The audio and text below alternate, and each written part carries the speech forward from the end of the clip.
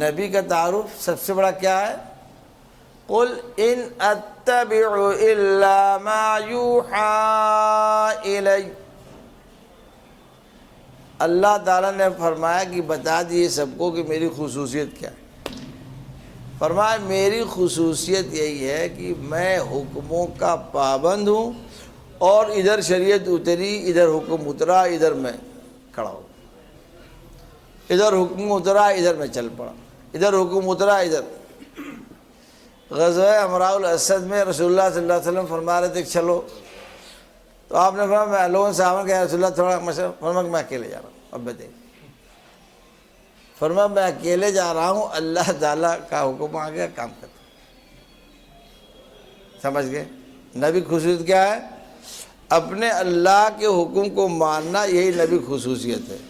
اور آپ اپنی خصوصیت کیا سمجھتے ہیں؟ ایک بات نہیں ماننا۔ تو آپ نبی کا تعارف حاصل کر رہے ہو، اس نبی کے چال چلن کو اپنانے سے۔ وہ نبی اللہ کے ہاں کیوں مقبول ہوا؟ قبولیت کا راز کیا تھا؟ اللہ فرماتے ہیں کہ بہترین بندہ میرا ہے۔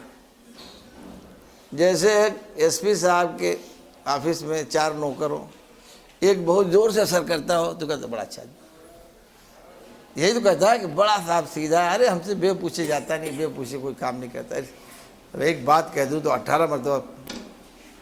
یہی تو اس کی وفاداری ہی تو اس کی تعریف کا ذریعہ ہے۔ اللہ تعالیٰ خود ابراہیم کو فرمانے ابراہیم الذی وفا، ابراہیم میرے بڑے وفادار۔ سبحان اللہ، کیا وفادار؟ حکم ہوا کہ بیوی بچوں کو لے جا کے جنگل چٹیل میدان میں چھوڑ دو، حکم ہوا کہ بیٹے کو ذبح کرو۔ آپ کے حکم آئے گا تو کیا کہیں گے؟ سر ہو سکتا ہے غلط خبر آ گئی ہو، یہی تو کہتے ہو۔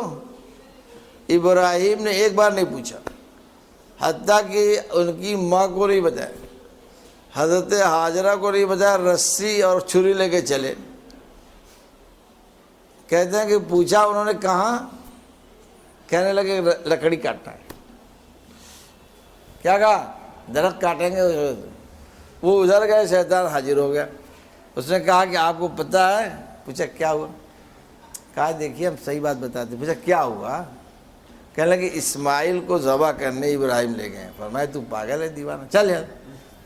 انہوں نے کہا کہ بتائیے اتنے دعا درود کے بعد تو لڑکا پیدا ہوا ہے بڑھاپے میں، اب اس کو کون سا باپ ہے لے جا کاٹ دے گا؟ ابراہیم تو بہت جینیس آدمی ہے، انہوں نے سمجھا کہ ان کے دل و دماغ کو کیا کہنا۔ ساری دنیا کی پرواہ نہیں کیا انہوں نے، بادشاہ کی پرواہ نہیں کیا، گھر والوں کی پرواہ نہیں کیا، وہ بیٹے کو کاٹے۔ اتنا عقل مند آدمی اسے۔ اس سے کہا بھائی دیکھیے حجین آپ سمجھے نہ سمجھے، اس نے سمجھا کہ بات صحیح ہے۔ پوچھا کیوں؟ تو اس نے کہا کہ اللہ کا حکم آ گیا۔ فرمایا اللہ کا حکم آ گیا تو ایک اسماعیل کیا 100 اسماعیل ذبح کر دیے جائے تو مجھے پرواہ نہیں۔ نام تو سب بڑی زور سے لیتے ہیں، ملت رسول اللہ، ملت ابراہیم کہتے ہیں۔ ملت ابراہیم کہنے کا راز کیا ہے؟ ابراہیم نے کبھی حساب کتاب نہیں جوڑا حکم ماننے میں، ابراہیم نے کبھی نفع نقصان نہیں جوڑا حکم ماننے میں، ابراہیم نے حکم کو فوراً عمل کرنے میں ابراہیم نے کبھی تردد نہیں کیا۔ اللہ سے بندے کا تعلق اسی کا نام ہے۔